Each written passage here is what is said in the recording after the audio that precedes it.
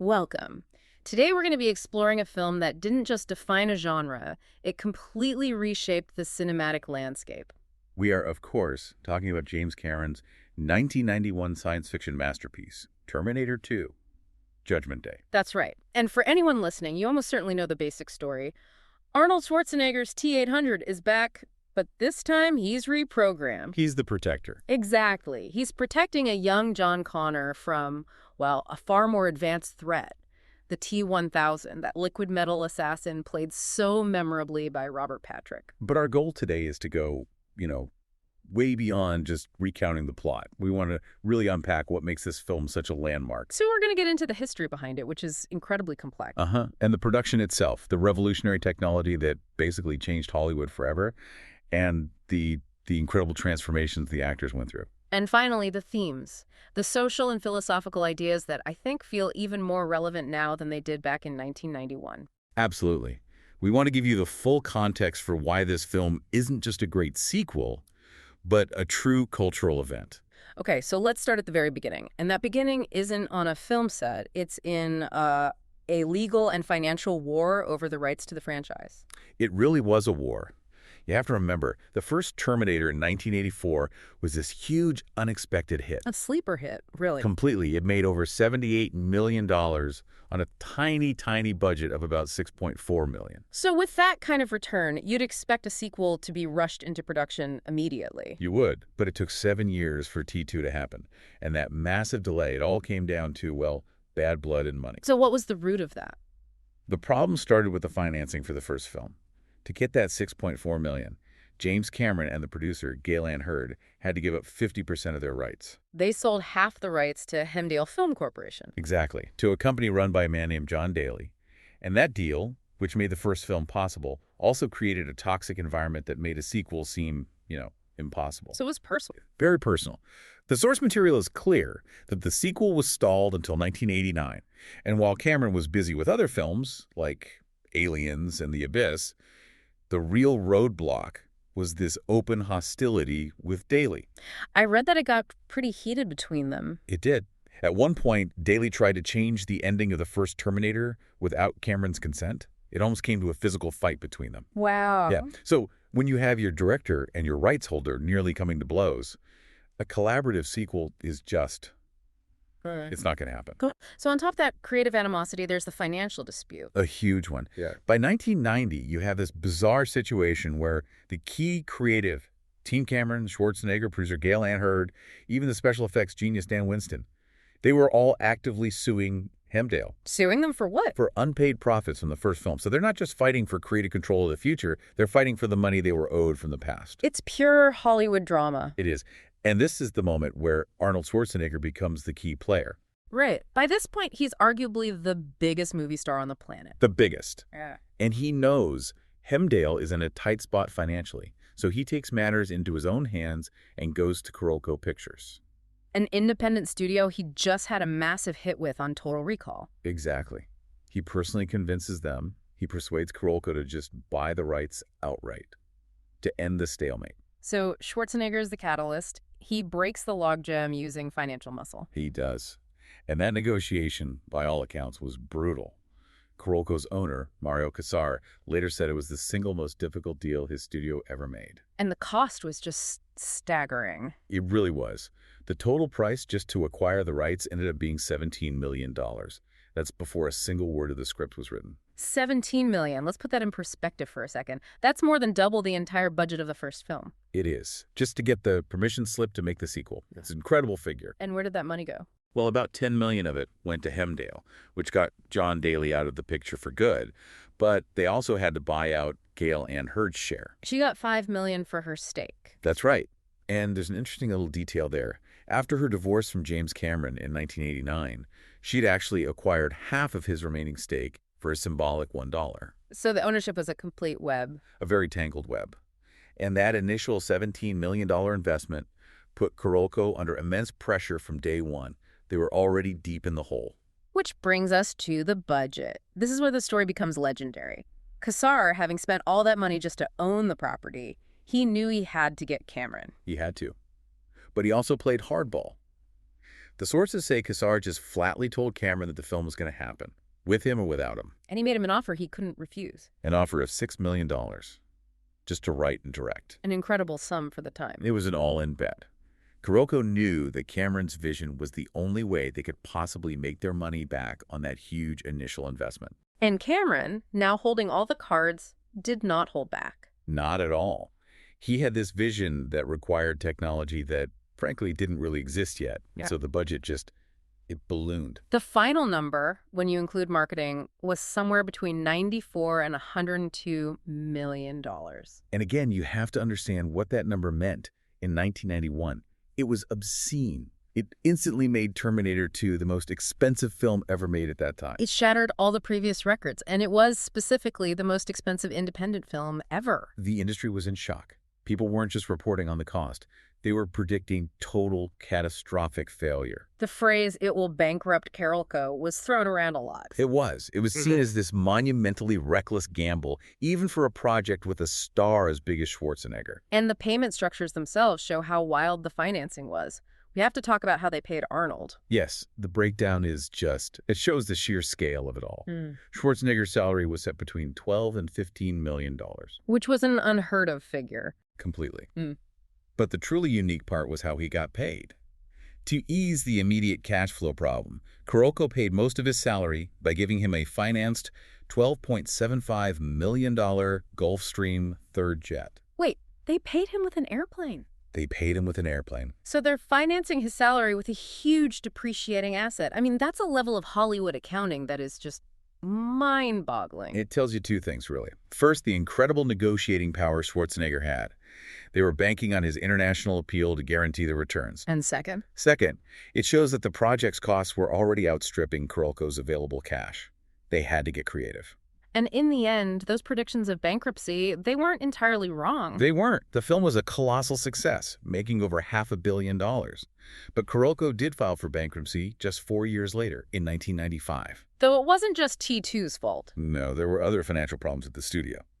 But T2 definitely set the standard for what became a kind of blockbuster arms race. So that whole story, just the fight to get the film made, it really sets the stage for the ambition of the project. It absolutely does. And once the money was in place, Cameron and his co-writer William Wisher, they had to deliver a script that could justify that $100 million price tag. And they move away from the first film's tone, which was more of a science fiction slasher movie. Right. They focus on something bigger, on themes of family, compassion, and free will. They knew they had to do something completely different to avoid just repeating themselves. Which they did by totally transforming the three main characters, starting with the T-800. Yes, this is where they really started to play with audience expectations. Schwarzenegger was very interested in coming back, but only because the character was so different. He wasn't the villain anymore. He was more complex, more sympathetic. He was the protector, and that was absolutely central to Cameron's vision. He wanted to redefine this icon he had created. Because the first Terminator, despite being a ruthless killer, had become this cultural hero. Exactly. Cameron felt a kind of moral responsibility to address that. So he kept the power fantasy, the unstoppable machine, but he made him non-lethal. He maims people, he doesn't kill them. Right. He uses rubber bullets, he shoots people in the kneecaps. It's a fundamental shift in the character's programming and his purpose. And Schwarzenegger, being the biggest action star in the world, was a little worried about that, about losing that lethal edge. He was. But his only request to Cameron was very simple. He just said, just make me cool. And they did. Part of that came from this incredible physical discipline. Oh, the training was intense. To get that cold, machine-like presence, he worked for weeks with stunt coordinator Joel Kramer. And what was the focus of that training? The main thing was learning to remain completely stoic, totally unaffected by the chaos around him. You have these massive explosions, huge fireballs going off right next to him, and he doesn't flinch. He doesn't even blink. And that translates directly into the character's relentless, unstoppable coolness on screen. It absolutely does. But if you're making your hero into a more sympathetic father figure type, you need a new antagonist who is genuinely terrifying. Truly alien, an overwhelming threat. And that brings us to the T-1000 and to Robert Patrick. The casting here was so important. Cameron wanted a total contrast to Schwarzenegger's physique. A complete contrast. The T-800 was always described as a panzer tank, this older, brutish piece of machinery. The T-1000 had to be the opposite. Of Porsche. A Porsche. Sleek, fast, agile, and utterly modern. Impossible to escape. And Robert Patrick, who was, believe it or not, living in his car when he was cast, he embodied that perfectly. He did. And his preparation for the role was just legendary. It showed this obsessive level of dedication. He trained to be able to sprint for long distances without showing any fatigue. That's right. No heavy breathing, no visible exhaustion. Really? It was absolutely key to making the T-1000 seem like this tireless, implacable force of nature. And then there was the weapons training. Yes. He worked with a weapons master, Harry Liu, who taught him how to handle his Beretta handgun, how to reload it, all without ever looking down at his hands. And eventually, without even blinking. Without blinkings. Yeah. That one detail, the lack of blinking, combined with his constant fluid motion, is what makes the character feel so unsettling and non-human. It takes away that tiny gesture that signals a moment of vulnerability. It does. And he brought his own ideas to the movement, too. He said he was inspired by watching predators hunt. Like what? Reptiles, cats, sharks. Yeah. And he developed this very specific eagle-like head tilt when he was running to suggest this constant forward momentum. It's all about total focus on the target. It's an incredible performance, completely fused with the visual effects, and it's wild to think that it almost didn't happen. Right, the casting near miss. Billy Idol was actually the first choice for the T-1000. The rock star. The rock star. But he was in a very serious motorcycle accident that forced him to drop out. And Cameron later said that while Idol would have been interesting, Patrick's performance was it was perfect. Maybe even serendipitous. So you have the machines being redefined, but the most demanding transformation, both physically and psychologically, it fell to Linda Hamilton. Without a doubt. Cameron was adamant that he would not recast the role of Sarah Connor. She was essential. She was paid about $1 million for the role, which is a lot of money, but she herself pointed out the massive pay gap with Schwarzenegger's salary. A significant disparity, yes. But her transformation for this film wasn't just physical. It was ideological. She didn't just get in shape. She became a soldier. A self-sufficient warrior completely dedicated to one mission, stopping Judgment Day. And her training regimen was just grueling. It speaks volumes about what this production demanded of its actors. She was training 3 hours a day, 6 days a week. With a former Israeli commando, Uzi Gal, she was on this incredibly strict, low-fat diet, doing judo and military training. She said she was often getting only 4 hours of sleep a night. She called the whole experience sheer hell. She did. But she also said she found a real satisfaction in her hard-won physique. It was tangible proof of her character's transformation. And that was something she pushed for. She wanted Sarah to be, in her words, crazy and untamed. Yes, she argued quite rightly that spending years living with the knowledge that billions of people are going to die, it would break a person. It would turn them into something hard and dangerous. She even said that in this film, she's a better Terminator than the T-800 is. And you believe it when you watch her. Rare. But the physical price she paid for that commitment was incredibly high. This is a detail that really stands out, the permanent injury she sustained. She suffered permanent partial hearing loss. It happened during the scene in the hospital elevator. When the T-800 fires his shotgun inside that enclosed space. Exactly. And she had forgotten to put her earplugs back in between takes, that one moment, and it caused lasting damage. It just underscores the intensity on that set, the relentless pursuit of a certain kind of visceral realism. It does. And that commitment created this hugely influential character. Sarah Connor's fierce, muscular portrayal, it really became a benchmark for female action heroes. A progression from characters like Sigourney Weaver's Ripley in Aliens. A definite progression. Yeah. So we've got the unprecedented financial battle. We have these reinvented characters. But the thing that truly cemented this film's place in history was its technology. This was the moment that Hollywood really fully entered the age of computer-generated imagery. This was the technological earthquake. So let's talk about that. Going back to that massive budget, somewhere around $100 million, a huge piece of that pie, between 15 and 17 million, was just for special effects. Just for effects. And within that, a staggering $5 million was dedicated solely to creating the T-1000. The liquid metal effects. The liquid metal effects. Even the practical stunt budget was one of the largest ever, at $1 million. That allocation of money just shows what a massive risk this was. It was an incredible gamble. Yeah. They were betting the success of the most expensive film ever made on a technology that was, still in its infancy. And the sources say there was no backup plan. If the CGI failed, The movie failed. There was no plan B.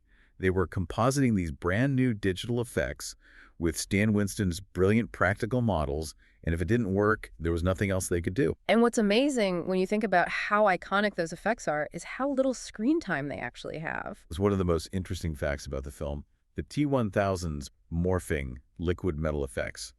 They only appear in about 42 or 43 shots. That's it. That's it. It adds up to only about 5 minutes of total screen time in a movie that's well over 2 hours long. So the impact of those 5 minutes is completely out of proportion to their duration. Yeah, completely. When you think of T2, you think of the liquid metal man, which just shows you how much work went into producing those few minutes. Can you walk us through that? Why was it so computationally difficult for the team at Industrial Light and Magic? Well, the main challenge was what the T-1000 was made of. It was reflective, it was volumetric, and it was always changing shape. So it wasn't a solid object. Exactly. With earlier CGI, you were often dealing with solid geometric shapes. Here, they had to calculate how light would bounce off a surface that was flowing and merging and reforming itself. It was a physics nightmare. And the hardware just wasn't there yet. The hardware was pushed to its absolute limit. They had a dedicated team of up to 35 people at ILM working on just these shots. And the rendering process, the time it took for the computers to generate the final images, was just agonizingly slow. I've heard the numbers, and they are mind-boggling. They are. To render just 15 seconds of finished footage often took up to 10 days of nonstop computing. 10 days for 10 days. 15 seconds of film. 10 days. It's a combination of hardware limitations.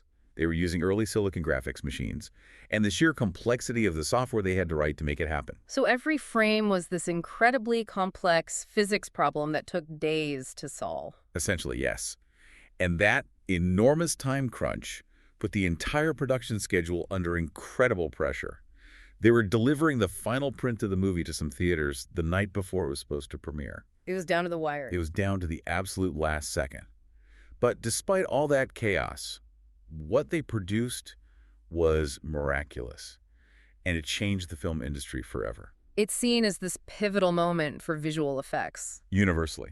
Dennis Muren, the effects supervisor from ILM, he said that T2 proved what was possible with CGI. He specifically said that a film like Jurassic Park a couple of years later wouldn't have been possible without the breakthroughs they made on T2. And the T-1000 character itself holds a world record, right? It does. The Guinness World Record for the first major blockbuster movie character generated using computers.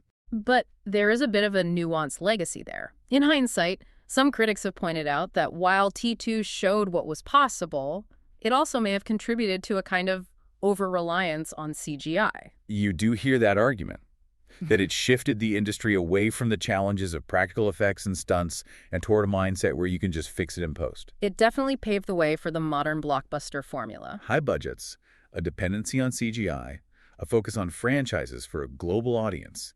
T2 really wrote that playbook. The achievement was undeniable, but its long-term effect on filmmaking is still something people debate. Okay, let's pivot from the mechanics and the technology to the emotional core of the film, the themes and the character dynamics that really make it all resonate. This is where the spectacle gets its heart. And James Cameron himself always said that the relationship between John Connor and the T-800 was the heart of the movie. He compared the T-800 to the Tin Man in The Wizard of Oz. Exactly. It's this machine, this killing machine, that slowly, through its interactions with a child, learns what it means to be human. It gets a heart. And the film explores that idea of compassion beautifully. The T-800 is this perfect, relentless protector, but he's also a blank slate. He learns everything from John. Catchphrases like, "Hasta la vista, baby," high fives. Yeah. But it goes deeper than that. He eventually evolves to understand and even display emotions like grief and ultimately sacrifice. And what's so brilliant is how that's contrasted with the human characters. While the machine is learning humanity, Sarah Connor has become more like a machine. It's a fantastic thematic inversion. Cameron called her a tragic character because she's become so emotionally cold, so distant. Because of what she knows. Because of what she knows. She believes that almost everyone she meets is already dead. They just don't know it yet. So she can't form attachments. She's been completely isolated by her burden. You see it in that scene right after she escapes the mental hospital. She hugs John, but it's not a mother's hug. No, the first thing she does is check him for injuries. It's a cold, practical assessment of his physical condition, not an emotional reunion. She's prioritizing his survival over their connection. So in this strange inverted family, the T-800 actually becomes the better parent. In many ways, yes. He gives John his undivided attention. He learns his needs. He's the more functional, stable presence in his life, while Sarah is just driven by her trauma. And that blurring of the lines between human and machine, it's central to the film's social commentary, especially with the T-1000. Yes, the design of the antagonist is so intentional. Cameron and Wisher didn't make him a monster. They made him a police officer. Which is a profound choice. It's incredibly profound. It represents the idea of an institution that's meant to protect, meant to show empathy, instead becoming cold, detached, and machine-like in its execution of duty. And you see that play out in the raid on Cyberdyne Systems. That scene is so crucial. It's where the science fiction narrative is layered with this really powerful, real-world commentary. It centers on the character of Miles Dyson, The creator of the technology that will become Skynet. And he's portrayed as the most purely human character in the film. He's a dedicated scientist, but he's also a loving husband and father. And during the raid, the SWAT team storms in and they shoot him. They shoot him fatally, without any warning. They mistake him, an African-American family man in his own home, for a threat. And that act, that machine-like execution of policy without empathy, it's the very thing the T-1000 represents. And the contrast is made even more stark by what happens moments later. It is. Yeah. Because just after that, the same police force confronts the T-800, a non-human entity, and they give him repeated verbal warnings before they open fire. It's a chilling piece of filmmaking. It really is. It uses the supposed heroes to embody the very emotional coldness that the film is criticizing. Dyson's death is this tragic human anchor in the middle of all the sci-fi chaos. That complexity also extends to the film's own relationship with violence, which a lot of critics pointed out. It uses extreme violence to make a point about preventing war. It's a contradiction that Cameron was very aware of. He even called T2 the world's most violent anti-war movie. His goal was to deliver the spectacle, but also to have the characters, especially Sarah, wrestle with their own violent impulses. Right. And Sarah's personal crisis, her attempt to assassinate Miles Dyson, that's the moral hinge of the entire film. It's the ultimate test of her humanity. It is. She goes to his home. She's determined to kill him, believing that this one violent act will save billions of lives. But in the end, when she has him in her sights, she can't do it. She can't become a machine. She can't. She chooses not to abandon her own humanity to save humanity. And that's Cameron posing the central question: do we have to destroy our own principles to survive? And the film's answer is ultimately about free will. It's a much more hopeful message than the first film. Much more.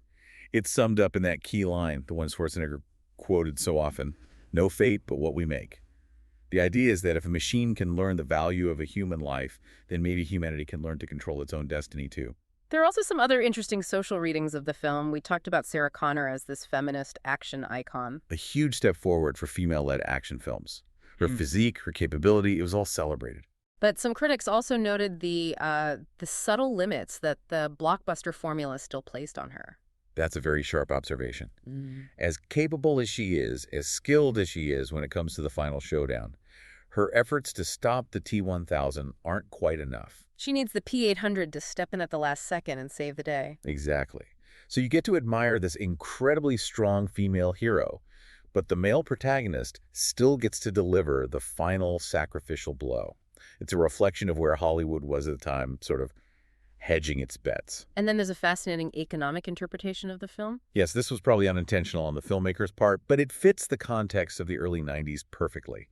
The idea that the film is an allegory for American industry versus Japanese technology. So the T-800, the older, bulkier, but more dependable model, he represents declining U.S. industries. Exactly. And the T-1000, this sleek, advanced, unstoppable new technology, represents the rise of foreign, particularly Japanese, tech firms that were seen as replacing them. And the final battle takes place in a steel mill. An American steel mill, a powerful, almost sad symbol of that collapsing industrial base. The idea that the older American tech, the T-800, has to destroy itself to defeat the advanced foreign tech. It's a very poignant, if accidental, commentary. That adds a whole other layer to that final sequence. It does. So it was this massive gamble on every level, financial, technical, thematic. But let's talk about the results. Because Terminator 2 wasn't just a success. It was a global phenomenon. It's a juggernaut. And from its very first day, in the U.S., it broke records left and right. Highest grossing Wednesday opening, highest R-rated opening. It had the second highest 5-day opening weekend ever at the time, with $52.3 million. Only 1989's Batman had done better. And the word of mouth was just incredible, which brings up the irony of its R rating. Yes. It was technically restricted to viewers 17 and over, but the audience was almost evenly split. Adults, teenagers, and a huge number of children. It was called an open secret at the time that kids were sneaking in to see it. They were. And the studio knew it. They capitalized on that young audience with this incredibly aggressive marketing and merchandising campaign. So for an R-rated film. For an R-rated film, they sold toys, trading cards. They even made a perfume called Hero.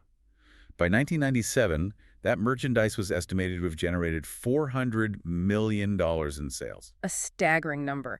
And part of that marketing push was the music video. Right, the cross-promotion with Guns N' Roses, that was something Schwarzenegger himself insisted on.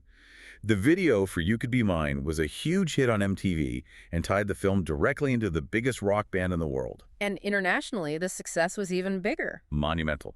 It was the first movie ever to gross more than $300 million outside of the U.S. and Canada. Its total worldwide gross was over $519 million. Making it the highest-grossing film of 1991, and at the time, the third highest-grossing film in history, right behind Star Wars and E.T. And that commercial success was matched by critical acclaim. It was. Audiences loved it. It earned a rare A+ cinema score, which means people polled on opening weekend were almost universally satisfied. And the Academy recognized its technical achievements. Deservedly so. It won 4 Oscars for makeup, sound effects editing, and of course for visual effects. And there's a unique piece of trivia there. Yes, T2 became the first film in history to win an Academy Award when its predecessor hadn't even been nominated for one. That just highlights how revolutionary it was seen to be. And the legacy of that success, it elevated everyone involved. It cemented Schwarzenegger as the biggest international star. It allowed James Cameron to negotiate this massive 5-year, $500 million production deal with 20th Century Fox. And the characters became true cultural icons. Absolutely. Sarah Connor is still held up as one of the greatest female action heroes. The T-1000 is one of the all-time great movie villains, which led to him getting cameos in films like Wayne's World and Last Action Hero. And of course, there's the dialogue, "Hasta la vista, baby." A line that Schwarzenegger would later use constantly in his political career. The film's significance was formally recognized in 2023, when it was selected for preservation in the National Film Registry. An incredible legacy. Which makes it important to remember that this was supposed to be the end of the story. That was Cameron's full intention. He said the film brings the story full circle and ends. He and Wisher wrote it to be a definitive conclusion. The T-800 is destroyed. The future is saved. No loose ends. But of course, with that much success, the franchise was too valuable to let go. And we got the sequels, Terminator 3, Salvation, Genesis, Dark Fate. But the general feeling is that none of them ever managed to recapture the magic of the first 2. It led to a lot of audience fatigue and criticism that the later films were just repetitive. And for many fans, the real damage to T2's emotional impact came with the last one, Dark Fate, in 2019. Right, which opened with a scene that retroactively undid the entire ending of T2. It did. A new T-800 shows up and kills the teenage John Connor. And that decision, which was made to reboot the timeline, was widely seen as undermining the hope and the sacrifice that defined the ending of Judgment Day. It really shows how much cultural weight that original ending carried. Sarah's final monologue about having hope for an unknown future. Her final thought, that if a machine, a Terminator, could learn the value of human life, maybe we can too. Which brings us right back to where we are now. We've looked at the production, the tech, the characters. Terminator 2 did so much more than just set a new bar for effects. It told a story that championed free will over determinism. It remains this towering achievement in filmmaking because of that ambition. A willingness to take these incredible financial and technological risks. And that technological side is exactly why the film feels so urgent today. James Cameron himself said recently that the central idea of the film, the rise of self-aware AI, has moved from fiction to reality. It's no longer just a fantasy. Not at all. At the end of the film, Sarah has hope, because they've stopped the creation of this unchecked, dangerous artificial intelligence at its source. They destroyed the microprocessor. They averted the crisis. And that moment, the film presents it as a critical fork in the road for humanity. So the question it leaves us with is a powerful one. It is. With the rapid, real-world evolution of AI technology all around us, are we now standing at a similar fork in the road? A moment where the value of human life hangs in the balance? And unlike the institutions the film critiques, are we prepared to make the difficult, empathetic choices that Sarah finally made to ensure that our future is one we make for ourselves? That is something for you to consider.